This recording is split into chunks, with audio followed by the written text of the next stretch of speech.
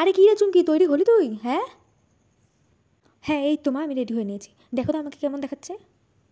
বাহ, খুব সুন্দর লাগছে রে চুমকি। দেখি কারো যেন আবার নজর না লাগে। তা তুই আর একটু সাজতে পারতি রে, এরকম কম সেজছিস কেন মা?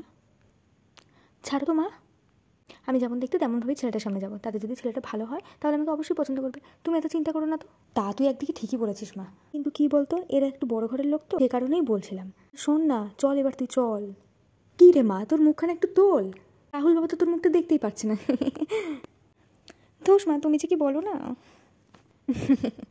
আচ্ছা রাহুল বাবা, তা তুমি কি করো শুনি? আমি ওই রেলে জব করছি, লোকো পাইলটের কাজ, আর কাজের সূত্রে বাইরে থাকতে হয়, এই আর কি। ও আচ্ছা, তা কী রে মনা, আমাদেরকে ছেড়ে বাইরে গিয়ে থাকতে পারবি তো? আর রাহুল বাবাকে তোর পছন্দ তো? হ্যাঁ, তোমরা যা ভালো বুঝবে মা, তোমাদের খুশিতেই আমার খুশি।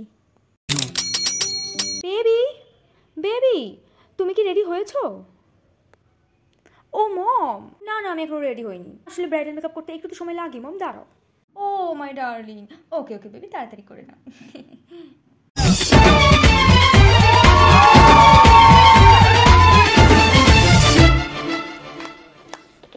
হাই আরিয়ান।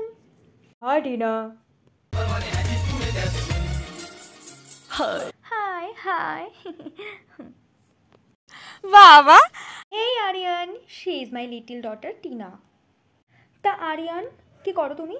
ওই একটা ছোটখাটো গভর্নমেন্ট জব, ইলেকট্রিক্যাল ইঞ্জিনিয়ার, এই আর কি। Wow, so sweet. What? Electrical engineer? না। হ্যাঁ, কেন?